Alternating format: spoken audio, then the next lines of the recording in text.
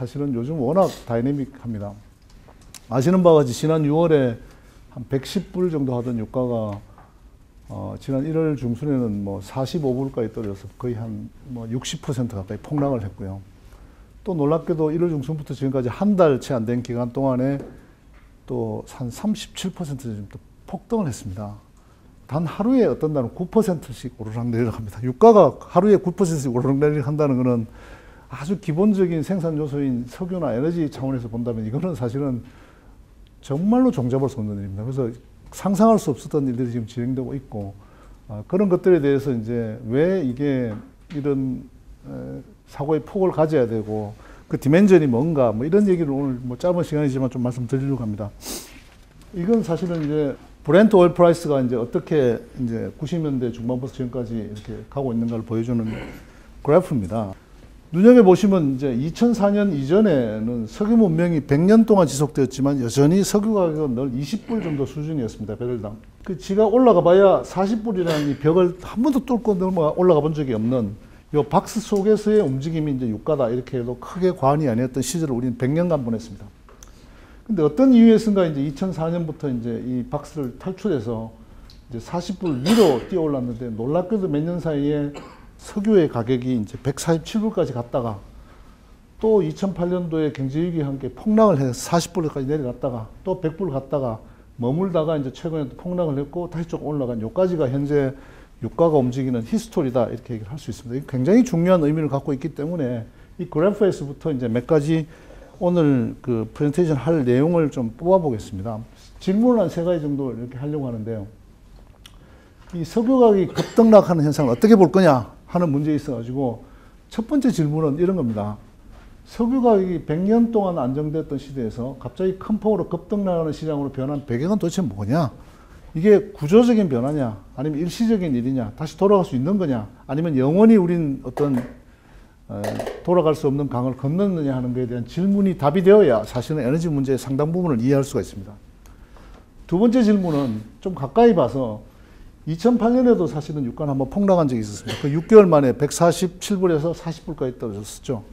그와 아주 유사한 스케일과 패턴의 변화가 이제 작년 연말에 또 있었습니다. 그렇다면 이 둘은 이제 불과 6년 사이 일인데 이게 같은 일이냐, 같은 동의반복이냐 아니면 이게 완전히 다른 일이냐 하는 게 굉장히 중요한 질문입니다. 이 질문에 대해서 답이 되어야 사실은 유가에 대해서 얘기할 수 있다 이렇게 생각을 합니다. 세 번째 질문은 이건 참 어려운 얘기인데 언제쯤 바닥을 치게 될 거냐. 심지어는 뭐 지난번 1월 말에 이제 45불을 치고 다시 올라갔는데 지금 한 60불 가까이 가 있습니다. 브렌트 기준으로. 그럼 이게 바닥을 친 거냐? 다시 또 갈 거냐? 아니면 간다면 또 한 몇 년 후가 되면 어느 정도까지 갈 거냐? 이런 질문에 대해서 이제 답을 한번 해볼까 합니다. 그게 아주 어려운 얘기인데 그러나 이 3가지 질문에 답이 되면 어느 정도는 유가에 대해서 배경이나 뭐 전망에 대해서 좀 우리가 공감을 할 수 있지 않을까 이렇게 생각을 하고 질문 3가지를 던지고 이 질문 3가지에 대해서 답안하는 걸로 제 프레젠테이션을 한번 해보겠습니다. 첫 번째 질문입니다.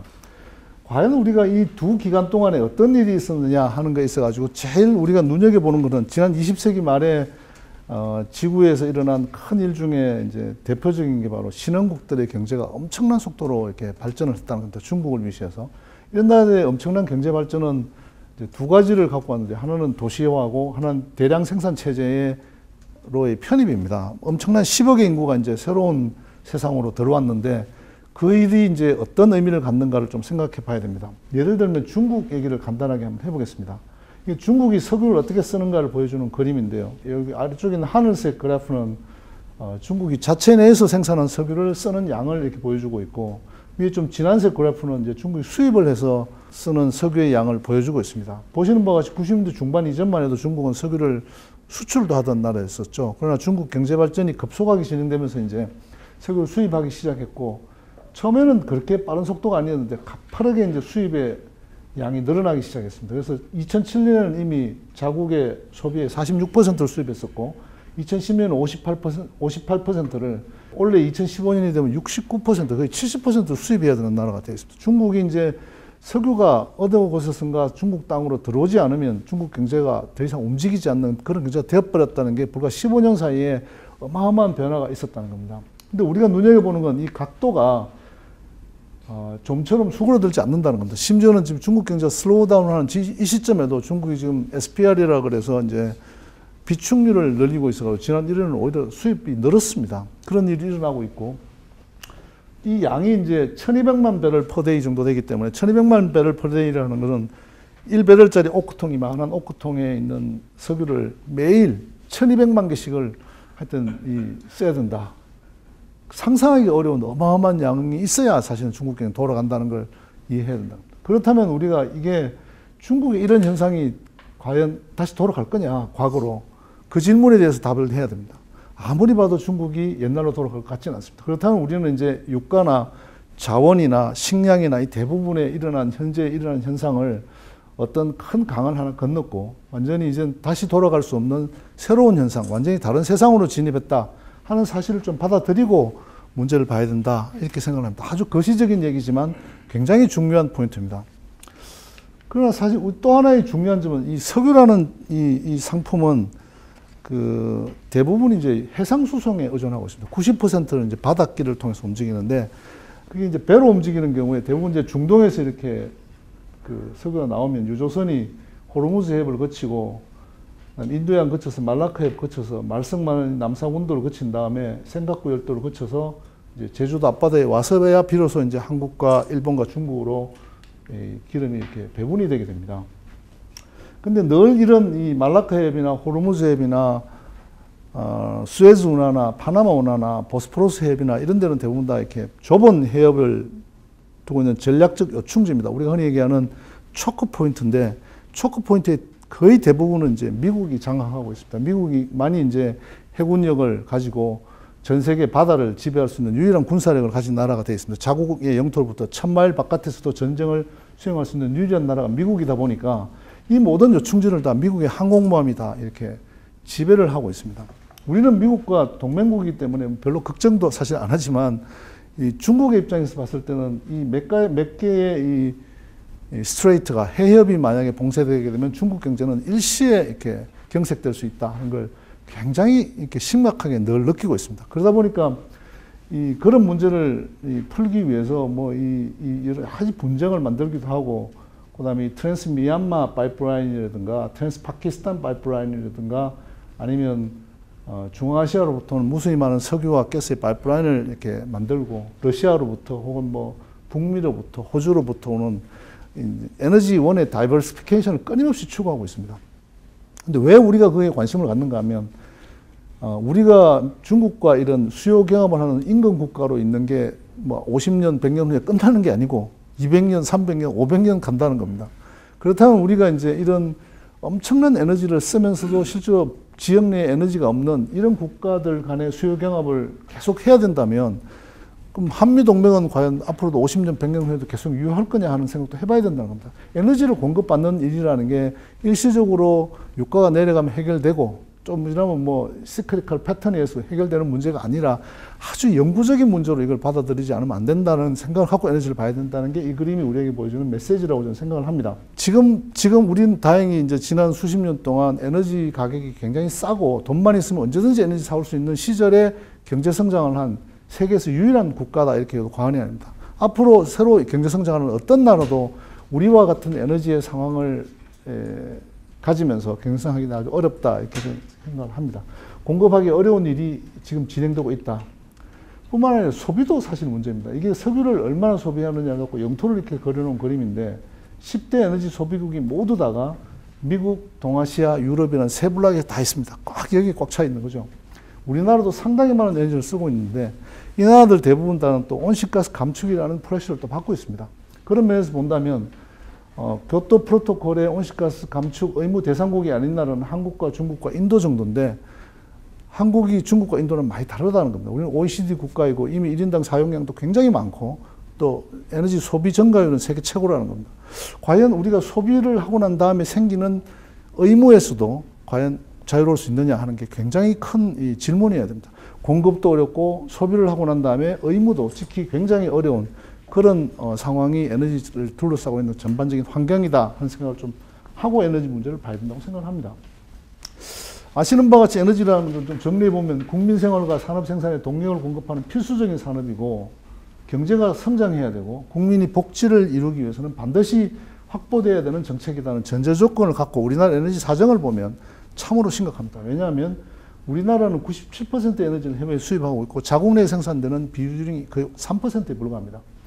그런데도 불구하고 기름 한 방울 안 나는 나라가 석유나 석유화학이나 철강이나 혹은 뭐 무수히 많은 에너지 다수의 업종을 영위하고 있고 이게 우리나라 경쟁력의 태반을 이루고 있기 때문에 에너지 문제 없는 한국 경제라는 건 생각할 수가 없다. 이렇게 해도 과언이 아닙니다. 두 번째는 에너지 산업이 우리가 국가가 드라이브하는 어떤 형태로 지난 경제 개발 기간 동안에 비교적 성공적인 모델을 유지해온 건 사실입니다. 그러나 그게 지나쳐서 공기업의 경직적 구조가 너무 세기 때문에 경제적 효율성이 매우 낮고 신축성도 결여되어 있습니다. 심지어는 유가가 20불에서 100불로 뛰어도 우리나라 국민들은 전기요금이 오르는 걸 견디지 못합니다. 그걸 설득할 수 있는 정치력도 없고 조금만 유가가 내려가면 또 전기요금 내려야 된다는 얘기가 나오고 이런 얘기를 대하면서 사실은 우리가 갖고 있는 대외 환경의 변화에 대한 내부 경직성의 문제, 신축성 결여의 문제는 참으로 심각하다 이렇게 생각을 합니다. 그 다음에 중국과 같은 인접국가와 에너지 수요 궤감하는 상태가 영원히 지속될 것이라면 우리는 에너지 안보라는 측면에서 세계에서 가장 취약하다 해도 과언이 아닌 그런 나라에 있음을 인정하고 에너지 문제를 출발해야 된다고 생각을 합니다. 제가 오늘 드리고 싶은 말씀에 많은 요인들이 있겠지만 우리가 참으로 눈여겨봐야 될 게 이제 셰일가스이기 때문에 셰일가스 얘기를 좀 하도록 하겠습니다. 셰일가스라는 건 뭐 거의 대부분 다가 신문지에 다 보셨기 때문에 상세한 얘기는 하지 않아도 된다고 봅니다. 그러나 셰일가스는 논란이 굉장히 많은 에너지입니다. 말하자면 뭐 환경을 파괴한다, 지진이 일어난다, 혹은 뭐 지금은 많이 생산되지만 곧 아마 생산이 줄어들 거다. 이런 얘기들을 굉장히 많이 합니다. 자, 셰일가스에 대해서 우선 한번 생각해 볼 게 있는데, 셰일가스라는 우리가 늘 이제 미국 사회라는 걸 이렇게 볼 때, 미국도 굉장히 다원화된 사회고, 어느 날 내가 컨벤셔널 가스를 파서 10불에 잘 팔고 있는데, 갑자기 생뚱맞은 인간들이 땅을 후벼대더니 3불에 막 팔면 내 기분이 어떻겠습니까? 내가 석탄을 잘 팔아먹고 있는데 가스 막 나와가지고 석탄 발전소를 가스 발전소를 막 바꾸면 내 기분이 어떨까요? 견디지 못하는 갈등이 있기 마련입니다. 주정부와 연방정부 생각이 다르고 있는 주 없는 주 생각이 다르고 땅 있는 사람 없는 사람, 장비 있는 사람 없는 사람, 돈 번 사람 아닌 사람, 투자한 사람 아닌 사람, 뭐 환경단체 무수히 많은 사람들이 갈등을 하기 때문에 셰일가스와 관련해서 논란이 굉장히 많습니다. 그래서 셰일가스와 관련된 문헌을 이렇게 볼 때, 이거를 그런 논란의 한가운데 속에 있는 어떤 주장으로 보지 않고 그 문헌을 너무 의지하게 되면 셰일가스 굉장히 오해할 수 있습니다. 얼마 전에도 셰일가스가 불러일으키는 오클라호마의 지진 얘기가 신문에 한번 되게 크게 나가서 이제 코넬 대학의 팀들이 이제 그걸로 한번 되게 언론이 많이 나온 적이 있었습니다. 근데 알고 봤더니 그 코넬 대학의 그 팀들의 연구비를 지급한 사람들이 석탄협회 사람들이었습니다. 그래서 이게 과연 얼마나 믿어야 되느냐. 학자들도 돈 뭐 몇백만 불 주면은 보고서 잘 써줍니다. 그런 보고서나 논문 몇 개나 언론이나 기사만 갖고 셰일가스 판단이 아주 어렵습니다. 셰일가스 이건 제가 2010년도에 이제 셰일가스에 가서 이글포드에 가서 제가 찍은 사진이었는데 이때만 해도 2010년에 저도 셰일가스라는 게 얼마나 이게 서브스텐셜한 건가에 대해서 잘 인식을 잘 못했던 때였던 것 같습니다. 그러나 제가 한 가지 명확하다 하고 얘기할 수 있는 것은 바로 셰일가스가 얼마나 생산되느냐 하는 겁니다. 이건 데이터고 명확합니다. 그걸 한번 보여드리겠습니다.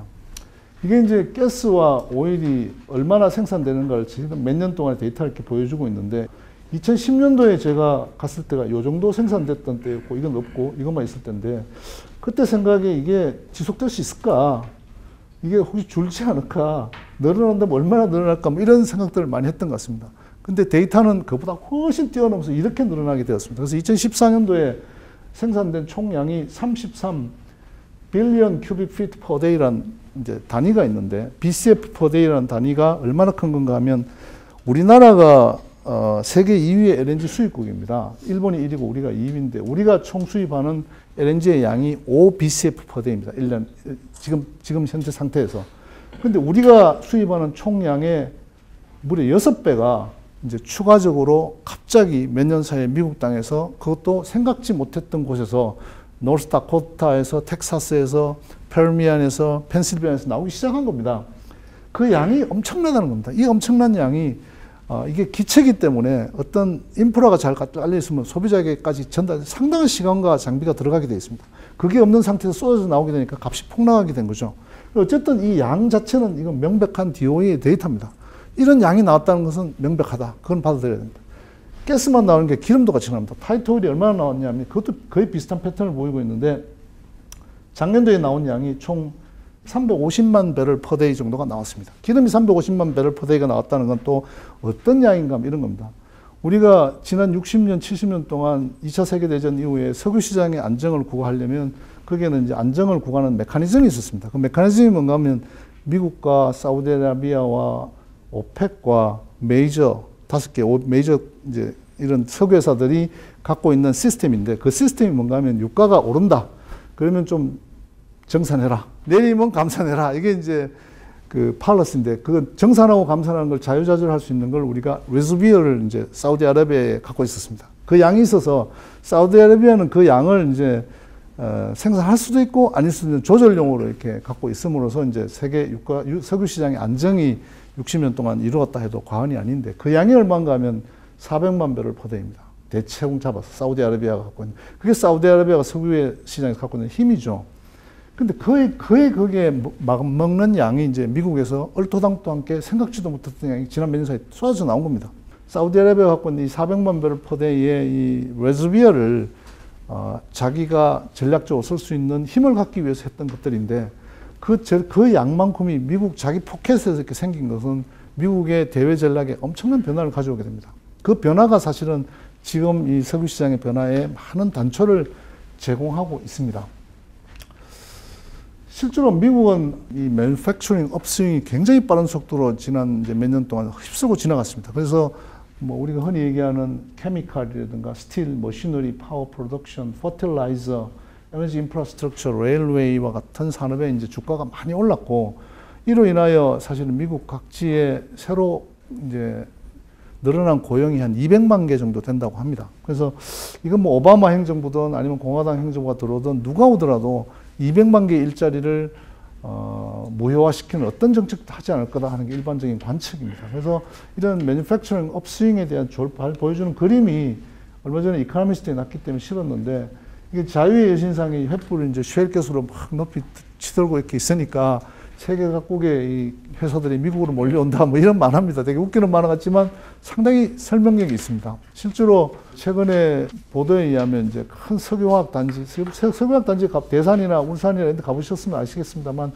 거의 뭐 어마어마한 여의도 땅만한 공장을 각각 다 갖고 있습니다. 거기에 있는 그 어마어마한 파이프로 가득 찬 설비를 다 구간별로 나누어서 그 뭐 10층 높이의 뭐 엄청난 설비입니다. 그런 설비를 바지선에 싣고 칠레에 있는 설비를 뜯어서 루지애나로 옮긴 적이 있습니다. 지금 옮기고 있습니다.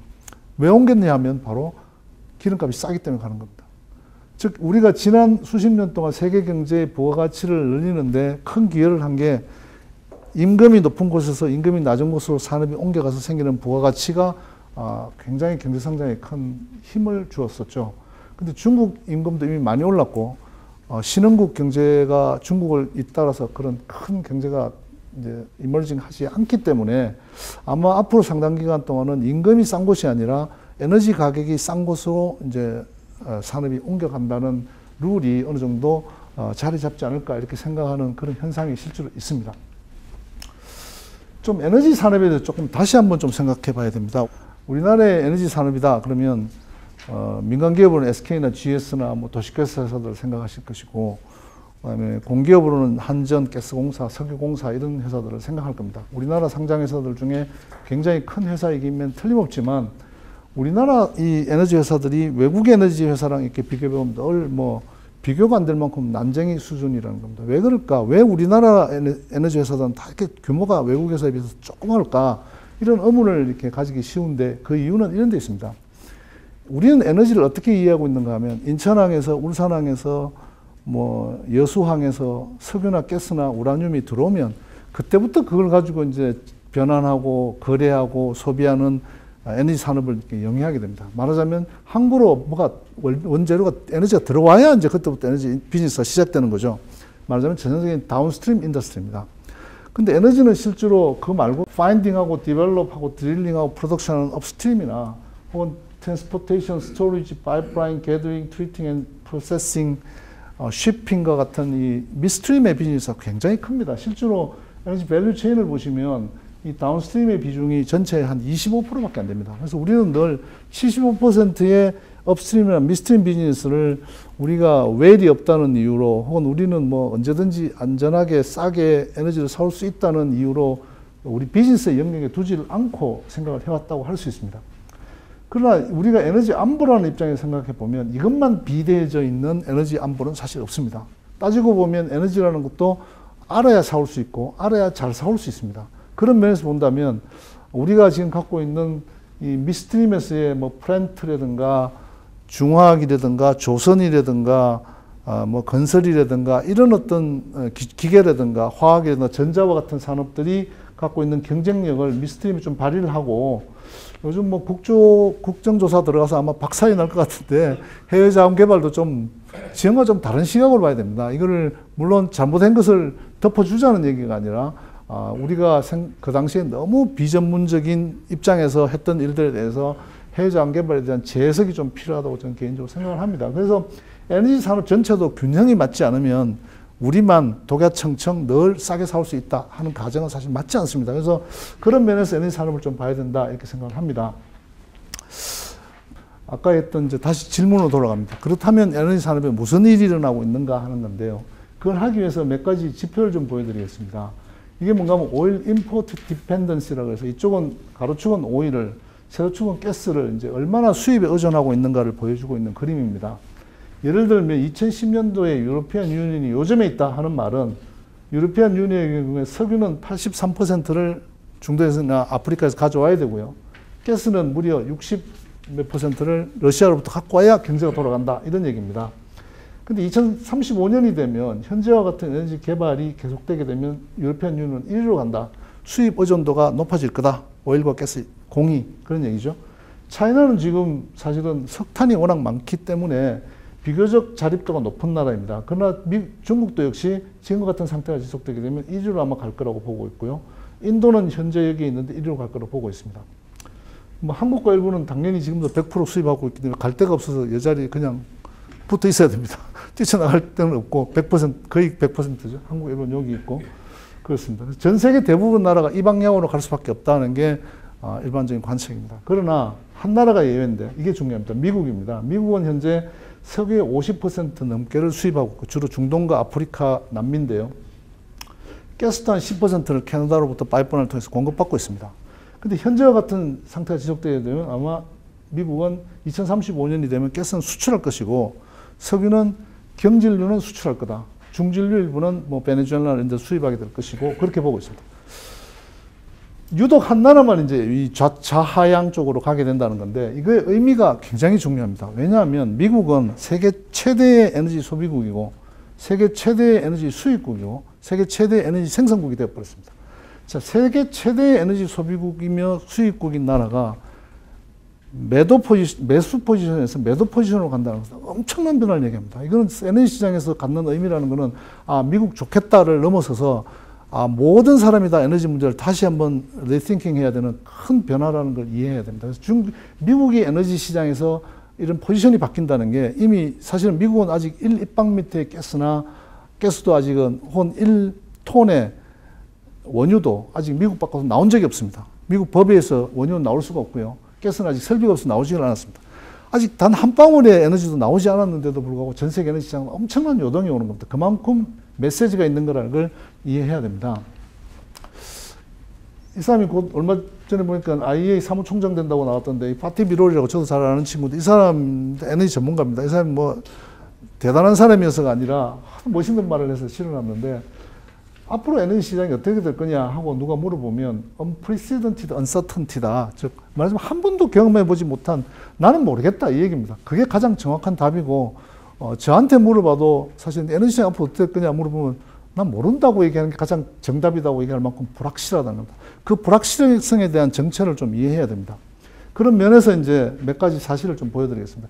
에너지를 우리는 늘 정부 조직에 이렇게 빗대어서 산업부의 일부에 있으니까 이건 뭐 실장 정도가 담당하면 되나 보다. 차관 하나가 있으면 되나 보다. 이렇게 생각하지만 사실 에너지 문제는 산업의 일부가 아니라 굉장히 광활한 문제입니다. 말하자면 산업이기도 하고 외교이기도 하고 국방이기도 하고 안보이기도 하며 미래 설계이기도 하고 과학기술이기도 합니다. 이 모든 문제에 걸쳐 있는 문제를 너무 우리가 국한해서 생각해 왔고 에너지 산업 자체를 다운스트림 비즈니스만 봤기 때문에 에너지 문제를 정확하게 이해하지 못한다는 게 제 생각입니다. 그래서 많은 사람들이 에너지의 문맹을 얘기합니다. 에너지 문제를 정확하게 사람들한테 일반 사람들 에너지 문제 얘기하면 다 뭐라고 얘기하는 게 태양광, 반핵 이것밖에 모릅니다.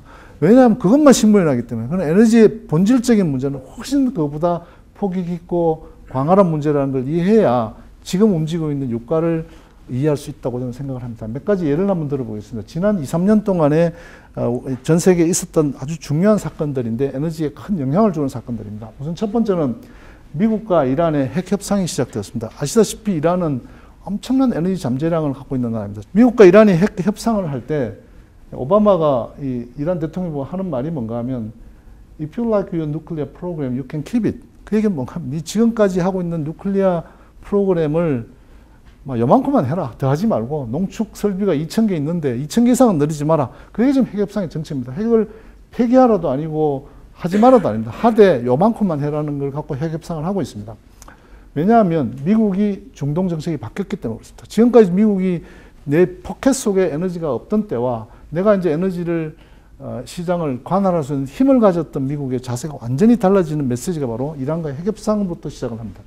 자, 이란과 핵협상을 하게 되면 어떤 일이 벌어지는가 한번 생각을 해보겠습니다. 몇 나라가 아주 죽을 지경이 됩니다. 예를 들면 이스라엘인데요. 이스라엘은 아시다시피 미국의 오랜 친구고 대테러 전략의 핵심이 이스라엘입니다. 이란과 미국이 이렇게 핵협상 누클리어 코드를 갖고 이제 주물럭주물럭하고 있는데 이 사람이 네탄야후 총리입니다. 그래서 이제 입틀을 맞고 묶어가지고 엠버런시를 보내고 이제 핵협상 하는 겁니다. 이스라엘 난 모르겠다 덮어놓고 거죠. 휴지 미스테이크다. 유스테인 대학살이다. 누클리어 아마겟돈이다. 이런 얘기를 하고 실제로 이스라엘은 이란을 폭격할 여러 가지 시도를 했었습니다. 그러나 뭐 공중거북이가 없고 사이트가 없어서 사실 폭격 자체는 가능하지 않았지만 그런 이스라엘과 손을 끊고 이제 핵협상을 하는 현상을 보여주고 있습니다. 이건 지난 한 5, 60년 동안의 중동에 관련된 정세를 이해하는 사람으로서 상당히 충격적인 변화다 이렇게 보여집니다. 뿐만 아니라 이 사람이 그 사우디아라비아의 외교를 맡고 있는 사람인데 이 사람이 이제 하는 얘기가 60년 동맹 사우디 오바마 중동 정책이 뿔났다. 이제는 미국과 사우디아의 철혈 동맹이 이제 끝났다. 이렇게 얘기를 할 만큼 중동의 정세가 변하고 있습니다. 아시다시피 사우디아라비아와 이스라엘은 미국의 중동 정책의 핵심입니다. 이스라엘로 하여금 대테러 전략을 늘 구사해 왔고 사우디로 하여금 수니파와 시아파의 갈등을 조절하는 힘을 늘 얻어왔었는데 그게 깨지고 있다는 겁니다. 이 사람은 그 사우디아라비아 왕자인 투르키 빈 파이잘 알 사우드라는 사람인데 인텔리전스 치프이고 그 다음에 친미주의자였고 미국과 협상을 담당했었고 아주 그런 사람이었습니다. 근데 이 사람이 이제 얼마 전에 한 말이 재밌어서 실어봤는데 뭐라고 얘기했냐면 이란과 핵협상하는 걸 미국과 이란이 핵협상하는 걸 보고 뭐 쉽게 얘기하면 이런 얘기입니다. 친구의 원수와 친구 몰래 내통하는 놈은 더 이상 친구가 아니다. 뭐 이런 얘기죠. 그래서 더 이상 미국은 친구가 아니다. 이런 얘기도 했고 또 그다음에 또 비슷한 말 한 게 또 있는데 이란만 핵무기 만드냐? 우리도 만들 수 있다. 뭐 이런 얘기를 해서 이제 계속 시비도 걸고 하는 과거에 있을 수 없는 일들이 이렇게 진행되고 있다는 겁니다. 그래서 과거에 미국이 중동 정책의 핵심인 이란과 이스라엘과 사우디아라비아와 관련된 미국의 정책이 바뀌는 게 바로 길게 보면 셰일가스 때문입니다. 셰일가스가 있기 때문에 사실은 그걸 구사할 수 있었다는 거죠. 또 하나 아주 큰 변화는 러시아입니다. 러시아는 아시다시피 소련이 망했을 때 왜 망했냐면 80년대 유가가 폭락하면서 사실 소련이 망했습니다. 그래서 근데 거의 나라의 시스템이 붕괴됐지만 유가가 다시 10불 하던 유가가 20불, 40불, 80불, 100불 넘어가면서 이제 푸틴이 정치력을 회복하게 됩니다. 석유판 돈으로 국가 재정의 대부분 반 이상을 이제 차지하게 되고 사실은 이 푸틴의 정치적 배경 중에 핵심이 이 가스프롬이라는 회사입니다. 근데 이 푸틴의 입장에서 봤을 때 혹은 가스프롬의 입장에서 봤을 때 셰일가스라는 것은 나이트메어라고 얘기합니다. 왜 그런가 하면 2008년도에만 해도 이 가스프롬의 주가가 거의 16불씩 이렇게 됐었습니다. 근데 셰일가스가 등장한과 동시에 폭락을 해서 지금은 루블화 가치가 떨어져서 더 떨어졌을 겁니다. 그래서 이 얘기는 뭔가 하면 우리가 흔히 생각하기에 이렇게 산유국들은 기름 팔아서 돈도 벌고 좋겠다 싶겠지만 대부분 이 산유국들이 내션 빌딩이 잘 안 돼 있기 때문에 기름을 팔아서 갖고 오면 그 돈이 다 쓸 데가 있습니다.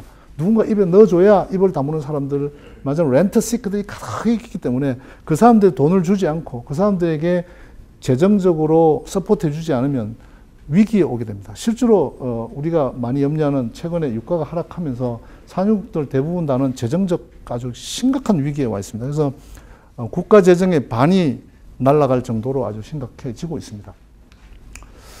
실제로 그 러시아는 이 많은 에너지를 생산하는 나라이고 대부분을 유럽에 이렇게 팝니다. 이게 이제 석유관이 이렇게 유럽을 이렇게 가는데 그 핵심적인 지역에 이제 우크라이나가 있습니다. 우크라이나 지나서 석유와 가스 파이프라인이 많이 지나가고 있고요.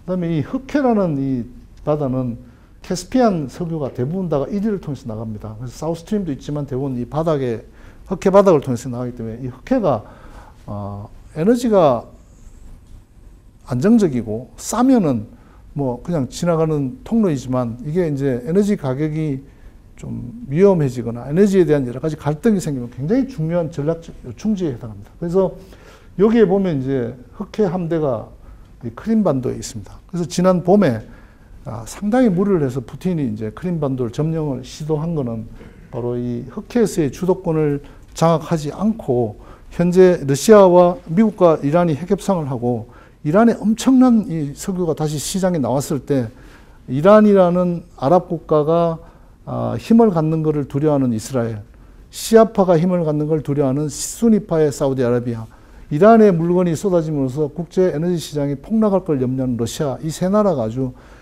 심각하게 반응을 하게 됩니다. 그 중에 하나가 바로 이 크리미아 반도의 점령입니다. 크리미아 반도를 점령하고 난 다음에 우리나라 신문을 보면 푸틴의 인기가 막 80% 이상 올라가고 오바마의 인기가 폭락을 하니까 이제 푸틴의 완벽한 승리다 뭐 이렇게 묘사하는 걸 듣고 많은 석유 전문가들은 글쎄 이렇게 생각을 사실 했었습니다. 왜냐하면 지난 봄에 이제 우리나라의 클린 에너지 장관회의라는 걸 했는데 그때 그 미국 DOE 그러니까 디파트먼트 오브 에너지의 언스트 모니츠 장관이 왔었습니다. 와서 이제 그 우리나라 뭐 행사 다 끝나고 마지막 날 떠나기 전날 에너지 전문가들하고 밥이나 한번 먹자고 이렇게 초청을 받아서 물론 저 혼자 간 건 아니고 여러 명이 갔는데 밥 먹으면서 이렇게 얘기를 들은 적이 있었습니다. 그때 4월이었는데 작년 4월이었는데 그때 들은 얘기 중에 내가 느낀 게 뭔가 하면 미국의 조야에 있는 사람, 미국 조각에 있는 사람들은 러시아라는 나라를 생각하기를 상대 국가로 생각하는 게 아니라 그 조폭 정도로 생각합니다. 그래서 조폭 등옥이 푸틴이고 뭐 이런 식으로 뭐 거의 묘사를 하다시피 합니다. 뿐만 아니라 그 이 크리미아 반도 점령에 대해서 이제 서방과 미국이 이제 뭐 쉽게 하면 작사를 내버리겠다는 얘기를 이렇게 뭐 밥 먹는 자리에서 이렇게 하는 얘기를 들은 적이 있었습니다. 그래서 저렇게 거칠게 얘기하는구나 하는 생각이 들 정도로 이렇게 그 사람도 MIT 교수였고 상당히 지적인 사람입니다. 근데 그랬었습니다. 근데 이 사람이 한 얘기를 듣고 있었는데 지난 가을에 이제 일어나고 있는 이 러시아 생션 대부분 다는 거의 그 사람이 얘기한 대로 순차적으로 다 진행이 되었고 실제 연말쯤 돼서는 사실은 심각한 이제 러시아 위기가 오게 됩니다. 그 실제로 이제 이쪽 축이 석유 가격이고 이쪽에 루블러와 달러와의 환율인데 지난 6월만 해도 이제 이렇게 유지되고 있던 유가는 한 110불, 루블러와 달러의 교환 비율은 한 35 정도 왔다 갔다 하고 있었습니다. 지난 6월 때 이제 크리미아 반도를 점령을 했고 6월이 되면서 이제 둘 다 폭락을 하기 시작합니다. 그래서 이때만 해도 이 그래프를 얻을 때만 해도 유가가 80불 정도 했었으니까 꽤 됐습니다. 작년 한 10월 정도 됐을 때 얘기인데 유가는 한 80불 되고 루블라도 46루블 대 1달러 정도로 이제 교환 비율이 형성됐을 때였습니다. 이때쯤에 이제 재밌는 얘기가 있었습니다. 뭔가 하면 갖고 이제 뭐 이런저런 얘기하다 어떤 사람이 막 루블라는 63루블 대 1달러.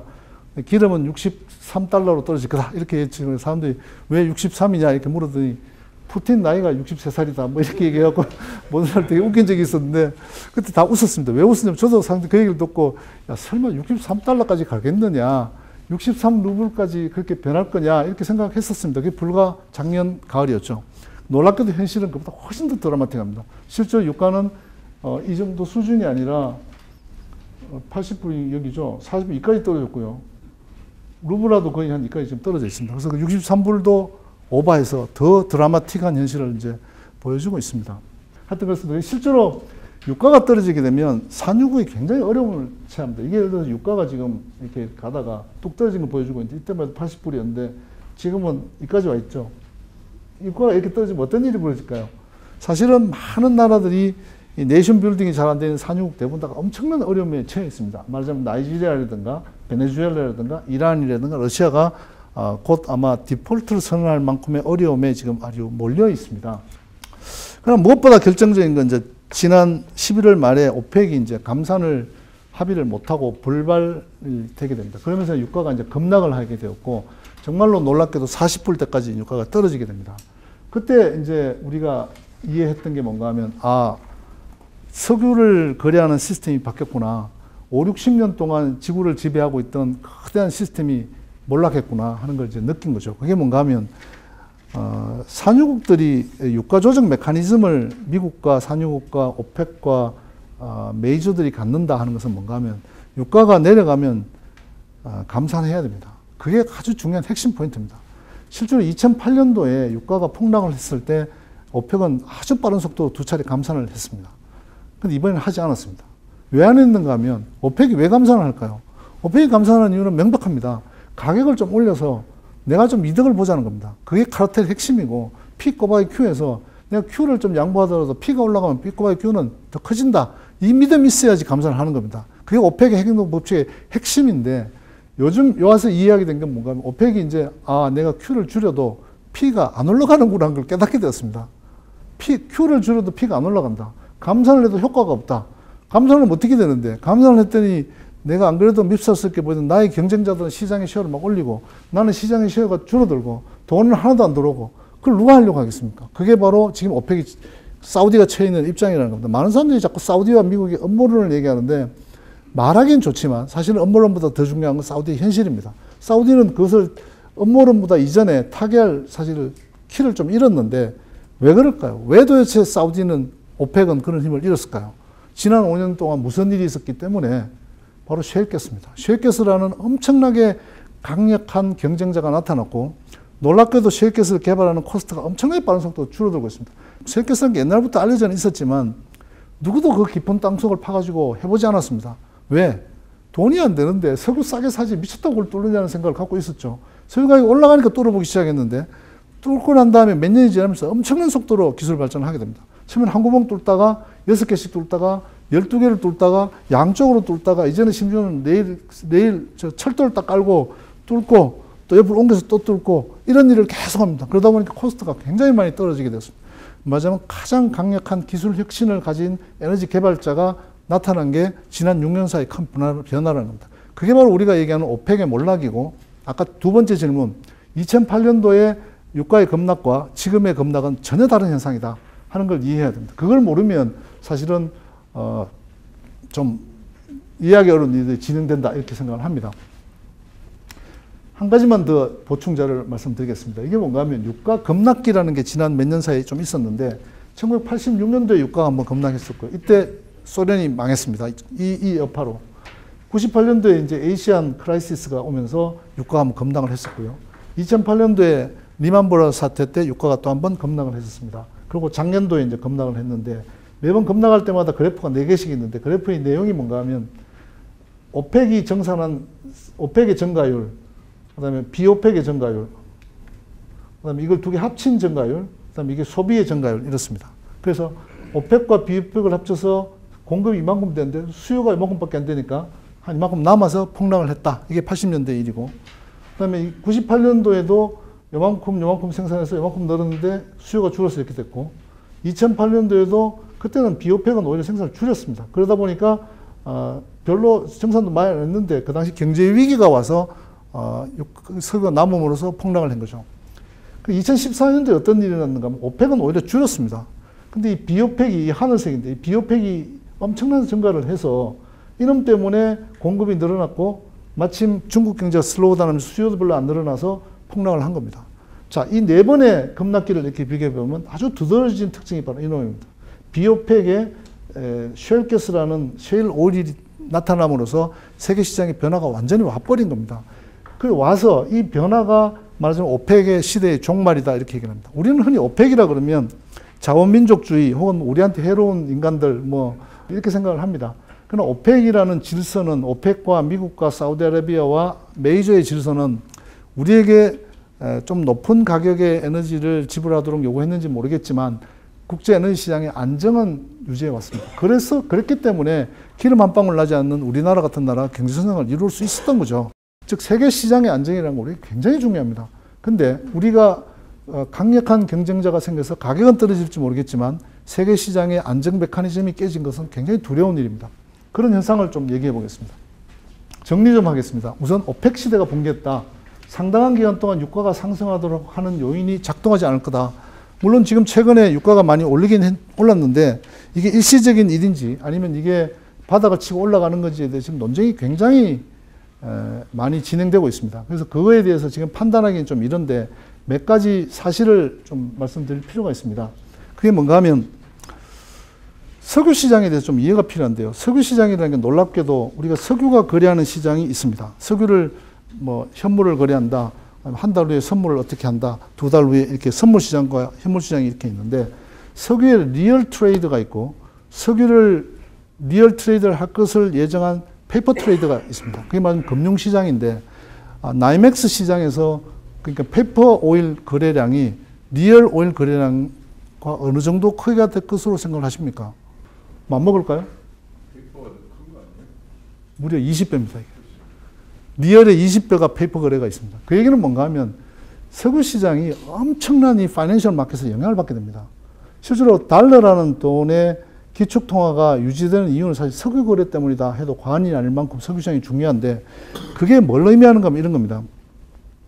놀랍게도 우리나라에도 지금 타이거 ETF라 그래서 석유 선물 거래가 있습니다. 근데 그게 우리나라에는 워낙 석유 선물에 대한 개념도 없었기 때문에 지난 6월 이전의 데이터를 보면 하루에 거래량이 어떤 날은 100주 거래되고 이랬습니다. 100주, 많으면 1000주 이렇게 거래되던 게 지난 주간은 600만 주가 거래된 적이 있습니다. 그 정도로 우리나라 사람들도 이제 그런데 관심을 갖게 된 거죠. 자, 유가가 꼴박 내려가면 어떻게 될까요? 많은 사람들이 야, 저게 언젠간 오를 텐데 한 달 후, 두 달 후, 세 달 후, 네 달 후 오를 텐데 생각을 가질 수밖에 없습니다. 그러면 그 스프레드가 이제 줄어들다가 역전이 되게 됩니다. 그래서 많은 사람들이 유가가 오를 거라고 생각하면 거기다 엄청난 돈이 들어가게 됩니다. 즉 말하자면 지금 석유 시장에서 보다 훨씬 큰 리얼 거래보다 훨씬 큰 파이낸셜 마켓에서의 거래가 석유 시장을 움직이고 있습니다. 말하자면 우리가 석유라는 게 진폭이 이렇게 움직이는 추라고 그러면 이 움직일 때마다 파이낸셜 마켓이 이것을 엄청나게 앰플리파이 합니다. 이 앰플리파이 하는 현상이 지금 일어나고 있는데 그게 지금 사실은 리만 브러더스 사태 이후에 퀀터티브 이즈라고 해서 돈을 엄청나게 풀었을 때 뭐 이자율은 떨어지고 돈 가진 사람이 돈 넣을 데는 없었는데 그때 이제 하이힐드 본드라 그래서 이자를 많이 쳐주는 본드가 많이 발행되었고 그 하이힐드 본드 마니의 거의 대부분이 미국 석유 셰일가스 쪽으로 들어갔었습니다. 그 하이힐드 본드들의 대부분이 글로 들어갔었고 그게 지금 엄청난 경색을 지금 맞고 있습니다. 그래서 그 변화의 폭을 쉽게 가늠하기는 굉장히 어려운 상태가 지금 가고 있다는 걸 좀 얘기할 필요가 있습니다. 실제로 두 번째인데 사람들은 이 석유가 하락한다는 사실에 대해서 잘 받아들이지 않는데 생각보다 사실은 굉장히 빠른 속도로 변합니다. 그게 뭔가 하면 유가가 100불이다가 40불이면 사람들 행위 패턴이 달라집니다. 벌써 우리나라에 경유자동차 잘 안 팔리고 있고요. 휘발유차 늘어나고 있고 석유 늘어가서 처음 놀랍니다. 1,300원, 1,400원 이렇게 놀랍니다. 그건 벌써 상당히 사람들 행위 패턴을 바꾸고 있고 좀 길이 막히는 것도 그것 때문이라고 얘기하는 사람도 있긴 한데 그것까지는 잘 모르겠습니다. 어쨌든 빠른 속도로 사람들은 반응합니다. 생각보다 빠르게 과거의 데이터를 이렇게 보면 한 1년 정도면 올 하반기가 되면 아마 수요가 충분히 이걸 커버할 만큼 늘어날 거라고 저희는 보고 있습니다. 그래서 이거는 생각보다는 우리 경제에 굉장히 좋은 단비 같은 일입니다. 유가가 내리는 게 우리는 좋아야지. 물론 유가가 100불인 줄 알고 투자했던 사람, 유가가 100불로 알고 다 설계하는 모든 시스템이 바뀌는 데 대한 고통은 반드시 있지만 우리나라가 1,500억 불 정도를 석유를 수입하는 나라입니다. 석유가 이렇게 싸지면 우리 돈으로 한 50조 정도의 돈을 시중에 푼 것과 똑같습니다. 우리나라 총 예상 규모가 350조인데 50조면 얼마나 큰 돈일까요? 우리 추경 편성하면 보통 한 7조, 10조 이렇게 편성합니다. 근데 50조가 풀린다는 것을 쉽게 보면 안 됩니다. 사람들이 생각하는 것보다 경제는 반응할 거라고 생각합니다. 그래서 수요가 생각보다 빠른 속도로 회복될 것이고 에너지 비용의 감축이라는 게 에너지 산업은 상당히 어려움을 겪겠지만 대부분의 산업이 있어가지고 아마 수요 진작 효과가 올 거라고 저는 생각을 합니다. 그러나 중요한 것은 자, 그렇다면 여기서 이제 이렇게 움직이게 될 텐데 그 다음은 뭐냐 이런 얘기를 할 수 있습니다. 수요가 늘어나면 어떻게 될까요? 가격은 다시 반등하게 되겠죠. 근데 어디까지 반등하느냐가 굉장히 중요합니다. 이것도 아주 중요한 포인트입니다.